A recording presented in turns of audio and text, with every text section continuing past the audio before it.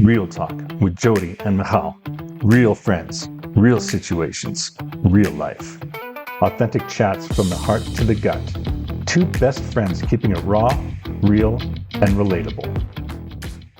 Welcome everyone to another episode of Real Talk with Jodi and Michal, where we have real conversations from the heart to the gut. I'm Jodi and I'm Michal, and I'm so excited to be having this conversation today because my dear friend Jodi, who we've been friends since we were really little, it's your birthday. yes, Happy it birthday, is. my friend. And what makes this extra special is it's probably one of the first times I get to see you on your birthday in decades. Mhm, Decades. Although we've been mhm. friends for a very long time, we don't live close to each other. Were And you on my COVID Zoom birthday? I was not. I wasn't invited. Oh my God, my broken heart. I'm sorry, I don't know how that happened. The only person present in person was my daughter. I turned 50 during COVID, and so my daughter was home with me, but everybody else it really was a very memorable birthday because I'm not even sure who did the inviting. I know it wasn't me. I don't even think I knew how to use Zoom back then. It wasn't me. So, but given that we're from South Africa and we have family and friends who have immigrated all over the world, on my Zoom birthday, there were people from different places in the US. There were friends and family from the UK, South Africa, Australia. It was amazing. And again, today, my birthday has already been amazing just from the phone calls I've gotten from South Africa, UK, or the my two of also good best friends from childhood in Australia called me the day before because for them it was already my birthday. So from all over, it's been so much fun. Oh, that makes me so happy. So many people don't truly celebrate their birthdays or celebrate the love on their birthdays. And I'll never forget, I had a client slash colleague friend once say to me when I was downplaying my birthday, and she said to me, people want to celebrate you on your birthday. Oh, People I want like to show you that. love on your birthday. Uh-huh. Accept the love, like be okay with the celebration. And that's what I'm hearing from you. And you have new hair and the whole bit. You It's want like, to know why I have new hair? Okay, so about 2 weeks ago, I needed a haircut. I was like, when your hair just stops doing what you right. want it to do. So I needed a haircut. I called the hairdressing salon that I go to. She wasn't available for like that day or the next day or whatever. And I was like, something, I have to do something. I can't stand my hair. So what did I do? I went and got box color. Didn't do color my hair. I just had to do something. And what ended up happening was I I took the wrong color off the shelf. So I actually ended up making it plum. The color is plum, and it's not what I intended. Well, it's darker than what I'm used to seeing you, but I Mhm. think it looks lovely and it looks beautiful with the shirt that you're wearing. So Thank you. I love that, this color. You'll that makes see me I happy wear this color a lot. a lot, I right? like it. And you also had a little celebration-ish last night. How did that Yeah. go? Yeah, yeah, yeah. So I had breaking of the fast for the end of Yom Kippur at my house, which I often do. I really do like doing that holiday. And so that was kind of fun. It was like I mean, it wasn't a birthday celebration, but my friends did sing happy birthday to Well, me. it was kind of sort of a birthday celebration-ish. That's why I said Mhm. ish. Yeah, yeah. So that was fun. And yeah, you talk about not celebrating yourself. I love celebrating my birthday, and I don't know. I actually was thinking about that yesterday, and here I'm getting another call for my birthday coming in.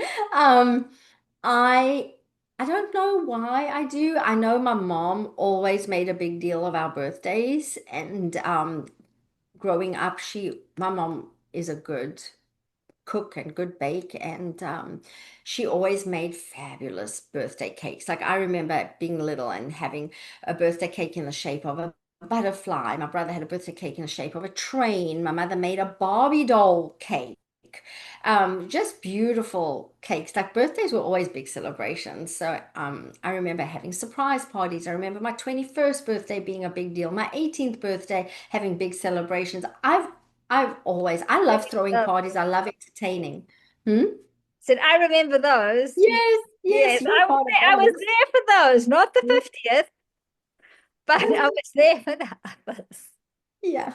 So I have my birthday drink with me. Oh, I have a birthday drink to celebrate you too. And happy Yay. birthday, Jodi. Cheers to you and an amazing year. Thank you so much. I love dirty martinis. It's And something. they always look so sexy to me, those. And I was telling you before, just before we got on, when we were discussing our drinks, that I don't drink Mhm. at all.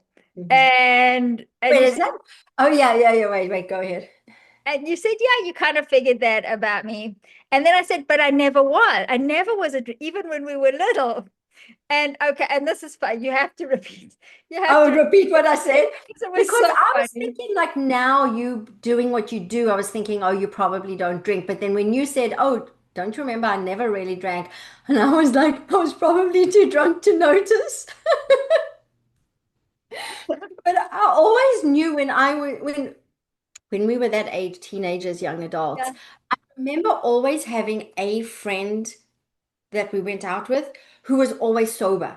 And I don't know if Yes, you were sometimes friend for yes. me. I just remember that, and that always made me feel so safe when I would drink, like just knowing there was that, there's really something special about that friend that you can trust like that. Because I don't think you and I ever had that conversation. It wasn't like, oh, I'm going to drink, so will you watch me and make sure I don't do anything stupid? Like we never had that conversation. It was implicit. Right. And I think our deep conversations came much later into adulthood. Mhm. We were too busy having lots of fun. And it's not that I didn't have fun. I was probably the most wayward or the naughtiest out of our entire group of friends. Yeah. I was Yeah. quite misbehaved. Yeah. But I didn't drink and I didn't do drugs. Yeah. And it was, and for me, it was a strange one, uh, because it was literally a control thing, literally. And in What do case you mean? anybody's ever not realized, I'm a little bit tightly wound up. And I think the way that I grew up, I felt that I always had to have my wits about me. I always had to be on Mm. guard. And it wasn't a terrible people don't worry. I mean, it wasn't a terrible childhood. I turned out just fine. But my parents had a very verbally volatile relationship, and I had to be on guard a lot. And Hypervigilant. I think I might yeah, call and you and the hypervigilant. fear of not being on guard was cognitively was to me what Mhm. would happen to me Mhm. if I were to drink or if I were to do any, and I'm not talking hard drugs, like soft drugs. But interestingly, as we grew up, and as well as I grew up, and there's I see it. There's a pleasure in having a drink. I see it with my husband. There's a pleasure in enjoying a glass of wine or those types of things. And I don't have any of that because now the taste of alcohol is Mm-hmm. disgusting to me. Mm-hmm. And it's not even a judgment thing. It just doesn't Mm-hmm. taste good. Talk about judgment thing. Come to think of it, like how I wasn't even realizing how you weren't drinking when we were younger. There, there wasn't that peer pressure amongst us. That just wasn't. We, like those of us who drank, drank. Those of us who didn't, didn't. There was just no pressure I've involved, right? Yeah, but I've thought about that, and I think it's culturally where we grew up. Because here in North America, it's particularly frowned upon for to drink underage. When we were growing up, like literally, this is what we did.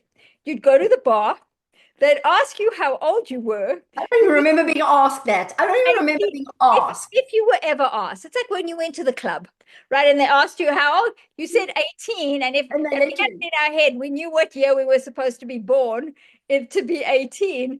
And that is as bad as it No ID checking, nothing like that. Oh, and it wasn't like our parents encouraged us to drink. They did not, Mhm. but there wasn't this taboo around alcohol that Yes. there is now, and there also wasn't as much advertising and promotion of alcohol as there is now or in North America. So it was different. So it was a fun thing to do, and some of And us did, some of us didn't, but yeah. are you saying the not being taboo thing actually made it less of an exciting thing to Yeah, do? So we didn't overdo it. It just when something's not taboo, you don't try to do it to right. hide It's it. not It like wasn't a forbidden secret that we fruit. were drinking. Yeah, Yeah, or it like, just oh, was. yeah, like, oh, forbidden fruit, right? Like, oh, I Hmm. need to try that. Hmm. Like, I'm not allowed, so I need to be a naughty kid. Now, coming home late at night, that was a totally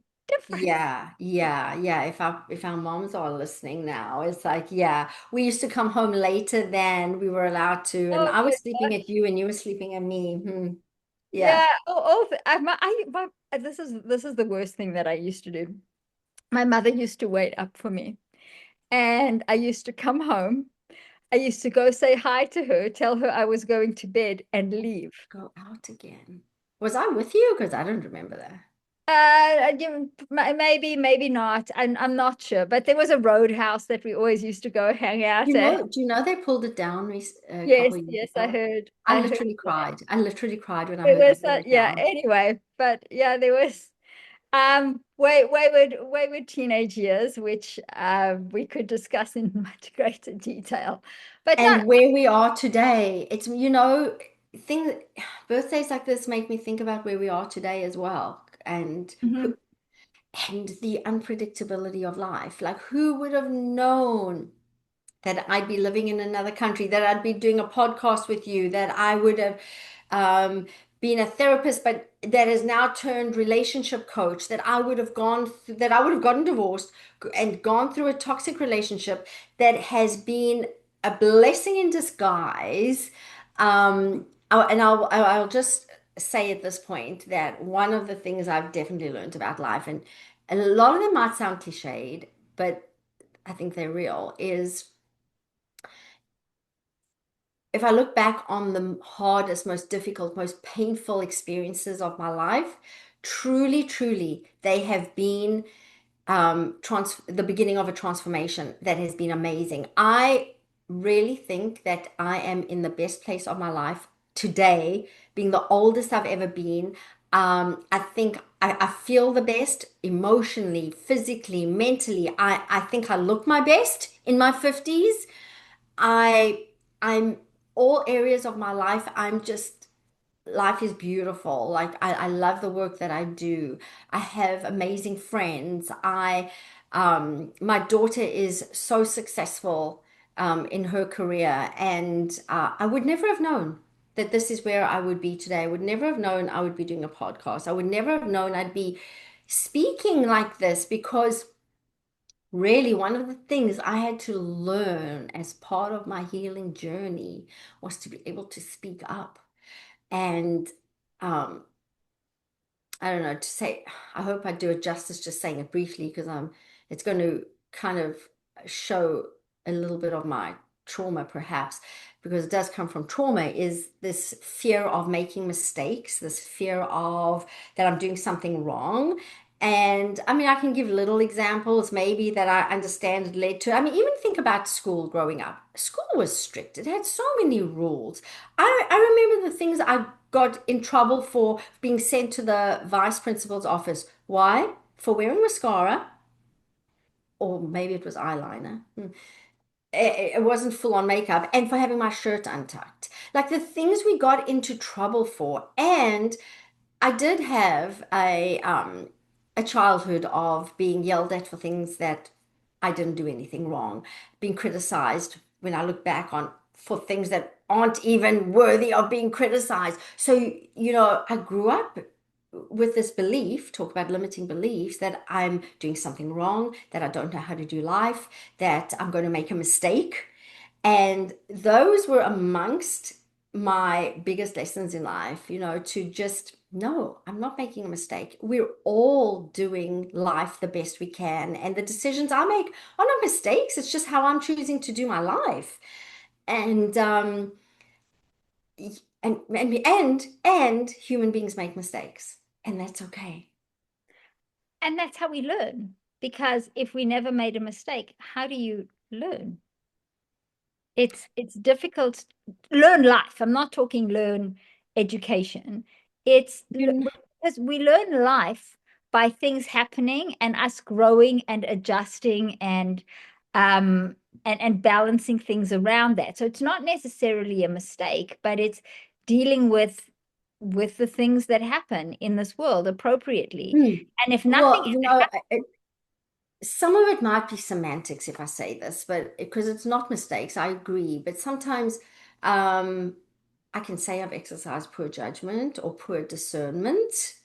Um, and those lessons will not have been learned had I not done that. Like if I think about the toxic yes, relationship I was in, because I learned how to use discernment, I learned how to trust my intuition from that, which I had at one point, but it disappeared. You know, life's rules, society's rules kind of put me out of touch, and getting busy with life, I think, put me out of touch with my intuition. oh, But yes, I don't know if I want to call them mistakes.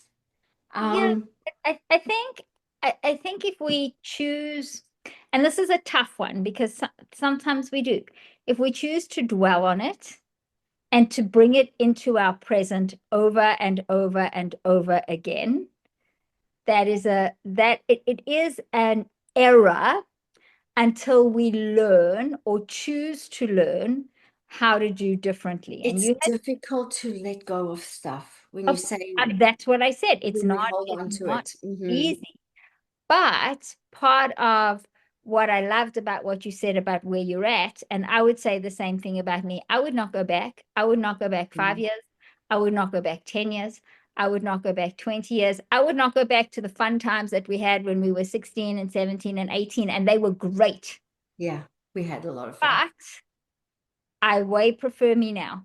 Why is that?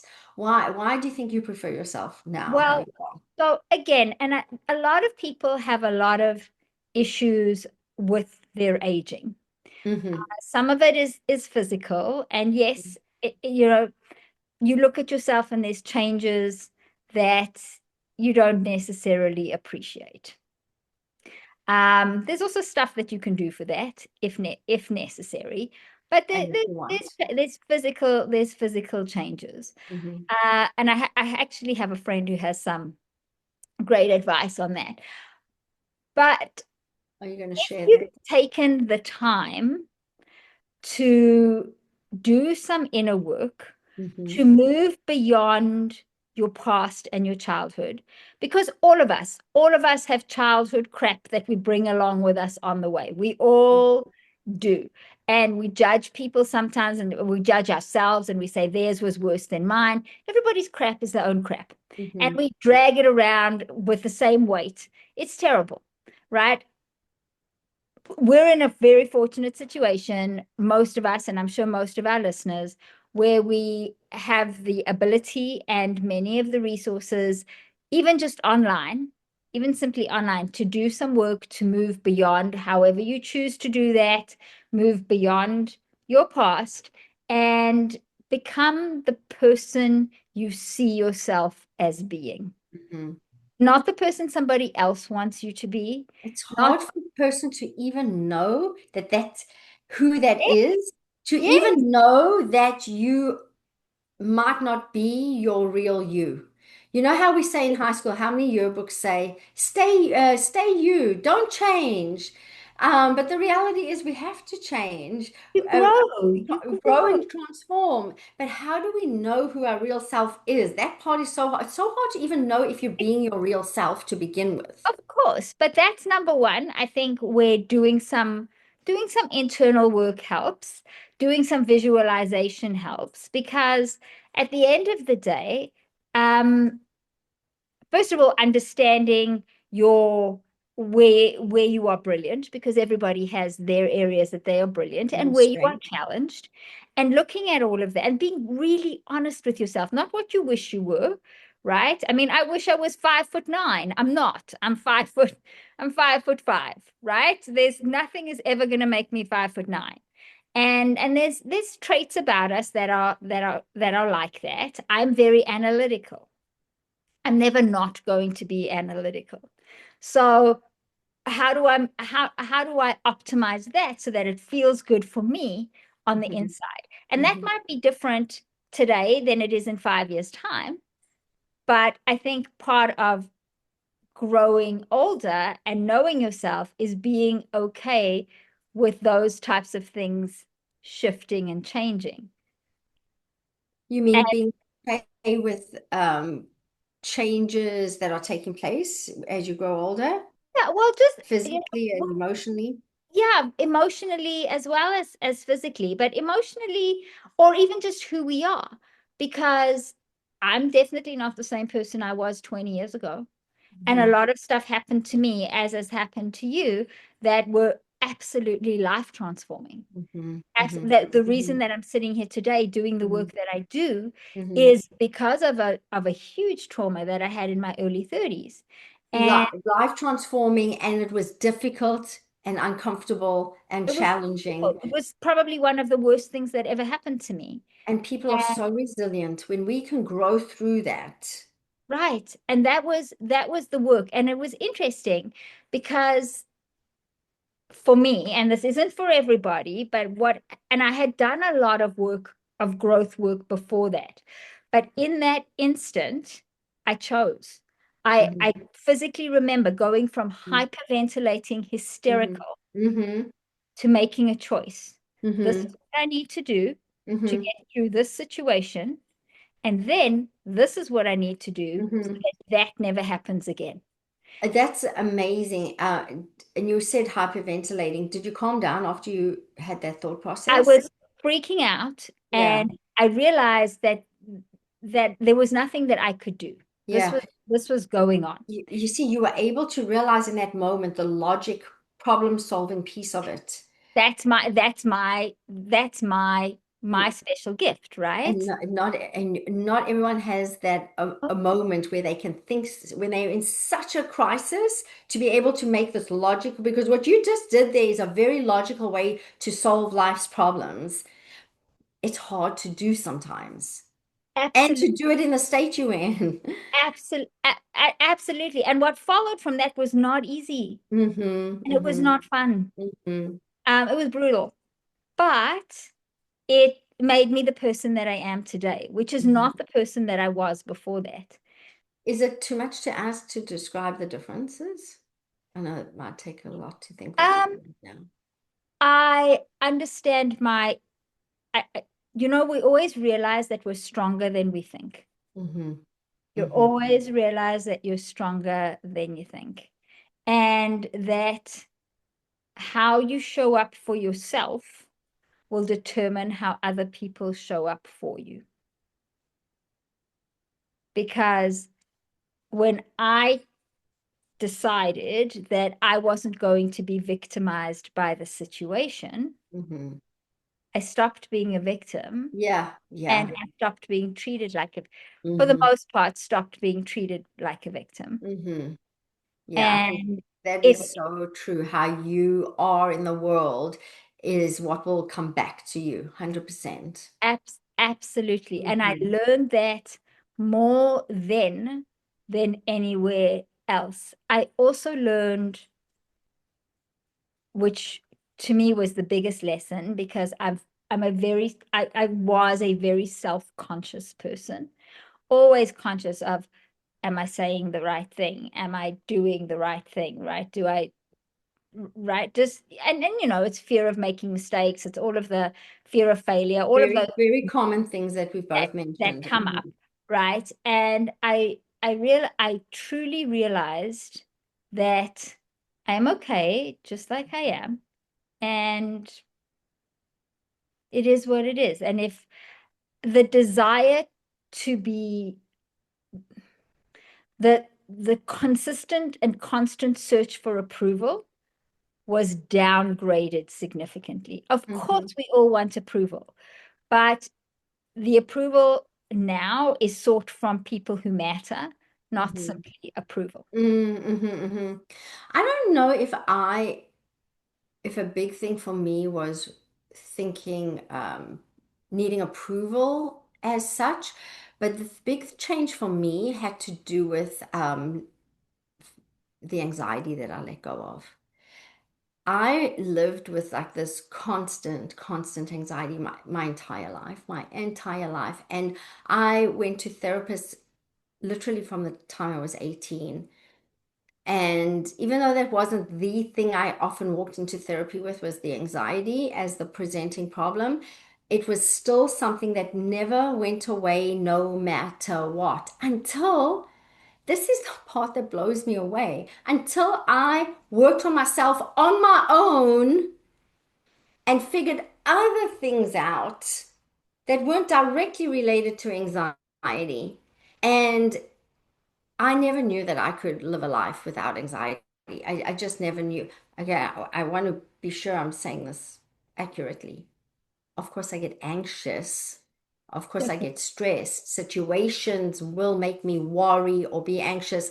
They're much shorter lived than it used to be. And I don't sit and dwell on something that worries me like I used to because I have this trust that I will be fine and I will find a solution and everything will work out fine and I'll figure it out. And it's partly the knowing of um, that we're all trying to figure it out. I know, again, that's one of those cliches, but I truly understand it. It used to be just this cliche, just this thing I used to hear, just a trope, if I can call it Right. that.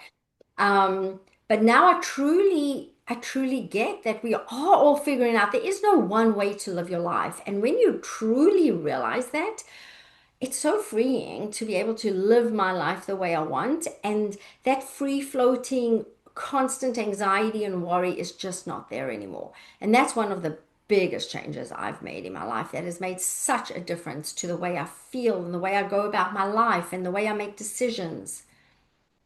And well, and that's interesting because I don't think we've had enough life experience or enough emotional maturity for the most part Mhm. to experience that in your 20s and your 30s. And I think part Oh, of yeah, getting that could be into your middle, what they call your middle years, although we're way closer to the other side than Don't we are at say that. the beginning. But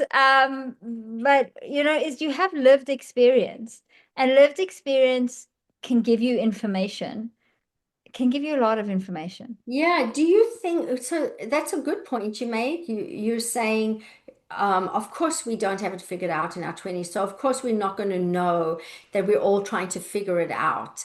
Um, the thing is,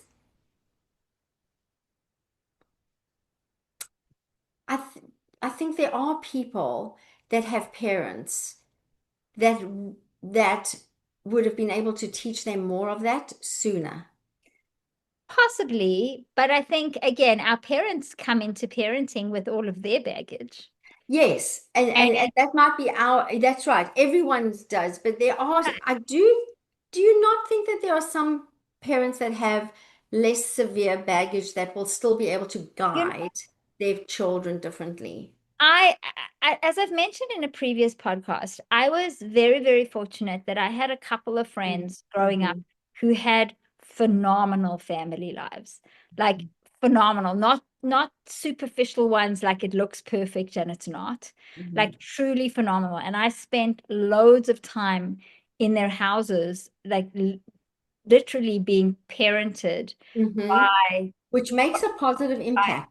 their Even parents. that Yes. can still make a positive impact on a child. It absolutely Mm-hmm. did. For me, it did because I knew the type of not the type of parent I didn't want to be. I knew the type of parent I did want to be. So there was a positive thing there. Mm-hmm. I will say that the children of those parents I was going to ask have you. a lot of their own baggage. And it's very, very different to mine. Uh-huh. Very different. Uh-huh. Uh, one of them, and this is just unique to her, Hmm. but she really struggles to deal with adversity and confrontation. She really struggles because she didn't grow up with it. Yeah. And communicating those types of things are difficult for her. Because so you're saying growing up, even in a healthy environment, perhaps, doesn't give you opportunities to even see conflict, to know Sometimes, how to deal with it, for instance. well, Um, that type of conflict. And I think, nobody can teach you everything. mhm, And there's something about life that throws us all curveballs. And yes, mhm, there's going to be exceptions. This is not an all or nothing. There are going to be mhm, exceptions. mhm. And as I said, we can look at some people's baggage and say, well, that's way more or way less than mine, right? And many people would look at this friend of mine's situation and say, well, I mean, she had it, and literally like incredibly wealthy, like never, there was no concern for anything. Her mother slapped her once. Now this is long ago, people, don't go nuts. In the 70s and the 80s, this was kind of normal ish behavior ish. But in a strange place, her mother slapped her once. I happened to be there, and she got such a fright that she slapped her mother back, and then both of them sat there crying because this was the biggest, most Yeah. awful thing that had ever happened. It wasn't that they never disagreed or anything, but Mhm, this was the type of family that they grew up in, which was so opposite to mine. Everybody mhm. spoke So you softly. feel like their dynamics were healthy. Their dynamics were, as far as I could tell, and as I said, it wasn't Mhm, just me as a visitor. I mhm, lived I lived in their house for weeks, mhm. weeks at some point, and I was treated like a child. But they still come to it, and so you would think on the surface, well, how could they ever have baggage?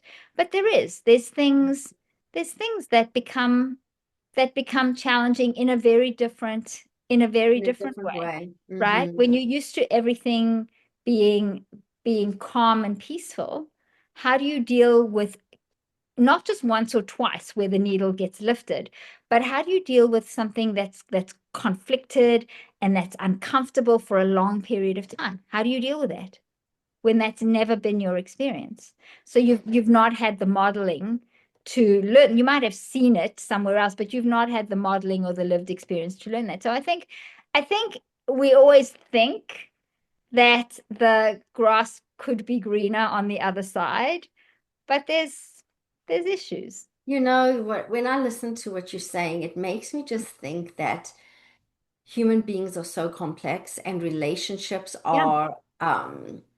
relationships are, can I say, difficult regardless, because even if you have someone in a healthy relationship as an adult, if the dynamics of that healthy relationship are not what they're accustomed to, it is still going to be a difficult relationship. that's exactly what I'm saying, is that we're learning and growing no matter where we came from, right? And, Hmm. and we see stories of children who come from the most adverse of situations and who evolve and thrive and become the most phenomenal and amazing human beings. We see it happen. Right. And we see people that come from what appears to be the best situation become deplorable.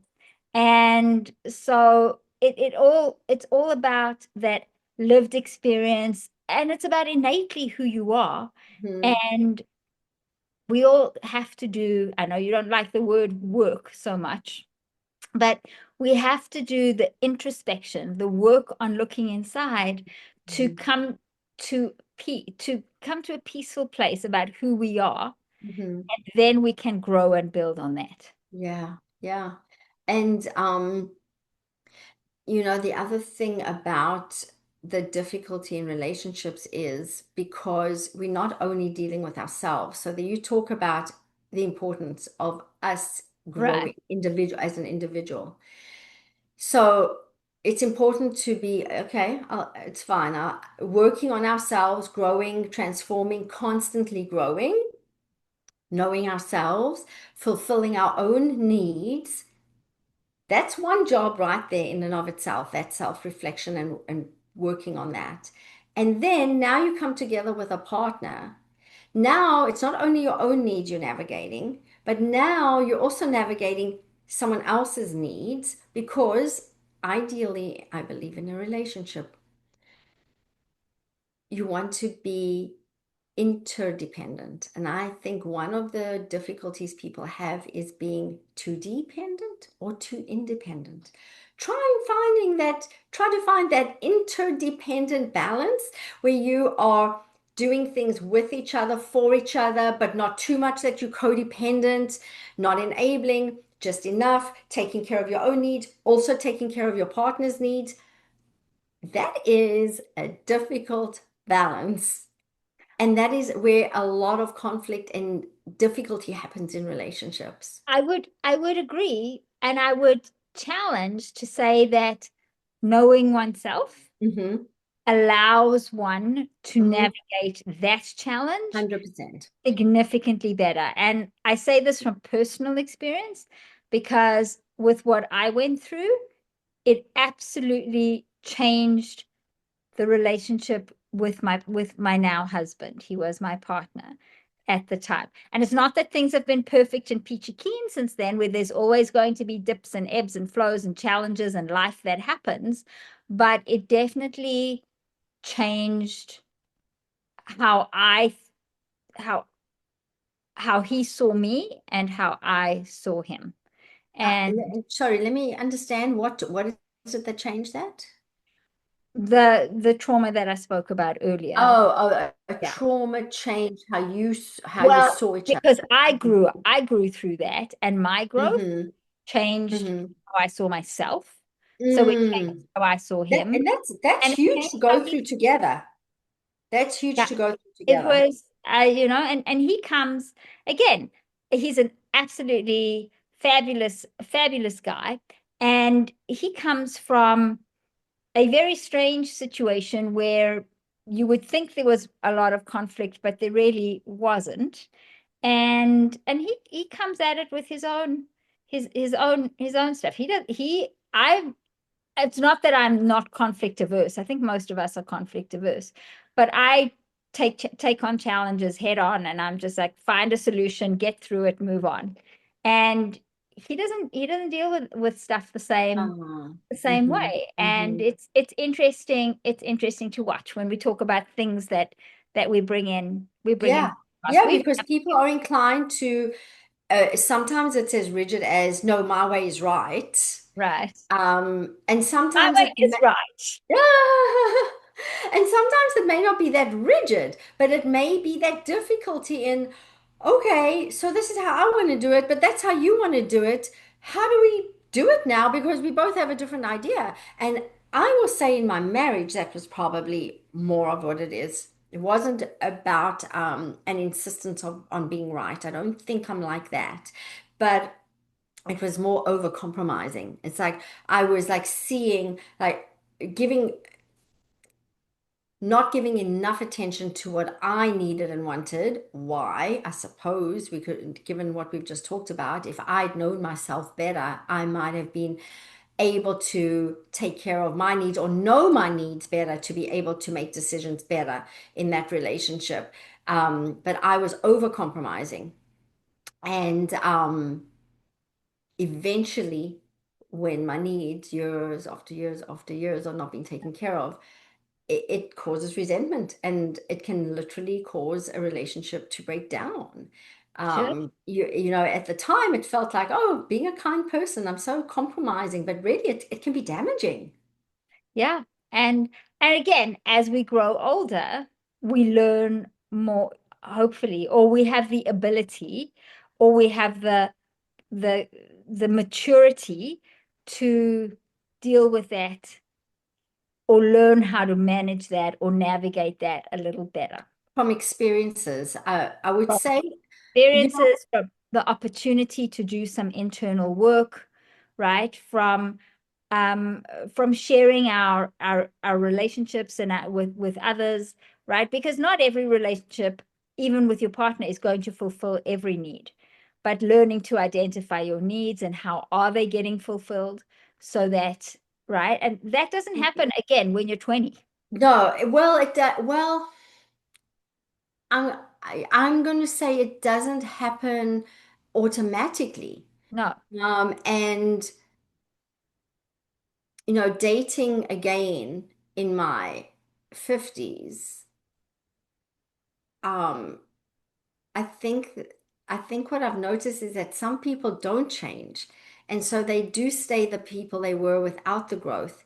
And then there are many people I've met who, because of their life experience, have become different people. And those are amazing people to meet Yes. and talk to, because you can literally hear them explain their life in their 20s or 30s, whenever it was, and then their life now in their midlife, and it's a different person. And it is just amazing to see the growth that has taken place, the insights that they have, the things that they've learned provides for a very rich life. And I often, something that guides me is when I look back on my life on my deathbed, so to speak, what do I want to look back on as having done? How do I want my life to be looking back? And um, even with difficulties that take place, even the challenges, the traumas we talk about, that's a rich life. It's Mhm. a rich, fulfilling life that is lived.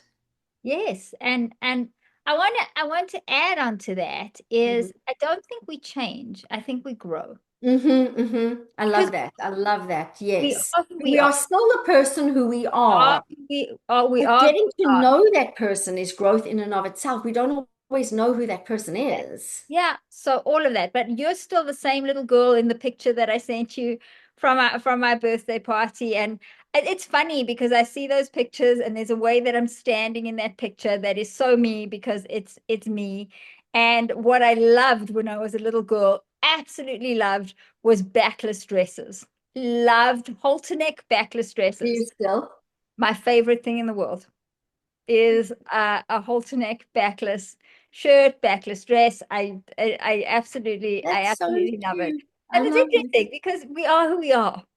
However, we grow, we transform, we evolve. And you go from a sapling into this big tree with all of this stuff. And that's part of celebrating turning 40 and celebrating turning 50 Mhm. and celebrating turning 60 and all of the things is look what I have become. Look what I have done for myself. Is it, did I make $500 million? No, but that wouldn't make me a better or a worse person. I just have $500 million, theoretically. So look at the relationships that I've managed to create and curate and nurture and love. Look at the people whose lives have changed, Mhm. right? Look at the friends that I've had and the ones that have passed, have come and gone, and how they've all contributed. I think there's so much. And we society has said getting older is a terrible thing, and we should I do don't think it everything that is. we can to maintain our youth. No. I'm okay. I've never had a problem with getting older. Also the way to look at it is um, getting older is because a person, one might have difficulty getting older if one feels like they aren't where they want to be in life, where Sure. they're not accomplishing what they want. I truly feel blessed to be where I am Yeah. and And Mhm. have what I have. And I think it's looking and being grateful for what you have rather than fixating on what you don't, because that'll allow you to grow into more. And I have to share before we end off for today, Mm. because you had asked me at the beginning what a friend of mine said about aging Yes, on the face. yes. And she is a stunningly beautiful woman. And she's almost 60 now, and she's like seriously like stunningly beautiful. You do a double take when you see her. Mhm. And her mom taught her, And she said it to me. She said, if you look for wrinkles, you'll find them. Mm, Simple. If you look yeah. for wrinkles, you'll find them. Yeah, and you can apply that, right? That's the concrete version. Yeah. But if you I remember you saying that once to me on something else less Yeah. concrete than that. Do look Yeah. look for it, you'll find it. If you look for Hmm. wrinkles, and I mean it happens in everything. Like if you in even in research, when people ask me about scientific or nutrition research, if you're looking for something hard enough, you'll find it. Yeah. And it also speaks to your perception. Your perception, if Yeah. you're just happy with yourself, it doesn't matter what you look like. You're You, going to glow through the world. You're going to all I glide say, through and look yeah, good because you feel good. yeah. Look at Helen Mirren. Helen Mirren has had no work done, and she looks freaking Amazing. amazing. Yeah. A whole lot better than a lot of people with the duck lips and the not moving stuff. Not that there's anything wrong with that. As I said, you can always do things to make you feel better, Hmm. but you know, I think it's also maybe timely to say why do I need to do that? Not that it's good or bad, simply why do I need that? And if it's just what I want to look a little sprightlier, that's great. If it's this desire to go backwards in time, there's Mm. nothing to do. Oh, that's so spot on. I've had that conversation with people before. Yeah, there's, Oh, there's some Michal, work to it's do. been wonderful talking Ah, to you, and I I'm am so happy so to have seen you on my birthday. I this has been seriously a gift and a blessing for me. As this friend of mine said, I want to send you love and blessings and celebrate you because our friendship has spanned decades now, and I am more grateful for you now than I was then, and I was always grateful then. Thank But you. things have grown and evolved, right? Hmm. As we have grown and evolved, and Hmm. that's pretty amazing. I finished my electrolyte drink, but I'm going to say cheers, cheers to Cheers. you. My, All right, I and you have not finished it because I'm not looking to get tipsy here. well, I'm drinking my water along with. with your dirty martini. Hmm. I love it. I always want to be the one drinking something like that. Anyway, I digress. Jodi Greenblatt, have the best year. Like really, Thank just you. a better year than last, a better year than the one before. Not that they were Hmm. bad, simply because they're Yeah. better. Getting better and better. Yes. Thanks so Getting much. So getting nice to better. see you. Yes, likewise, my friend. And I hope we've shed some light on the joys of aging. Again, you guys know what to do. Like, follow, share, subscribe to the channel. Tell us any thoughts that you have in the comments and what you'd like to hear us talk about, because real talk. We like to talk about all things timely, relevant, untimely, unrelevant, past, present, future. We're here to have them. So looking forward to future discussions, and we'll see you guys next time. Bye. Bye.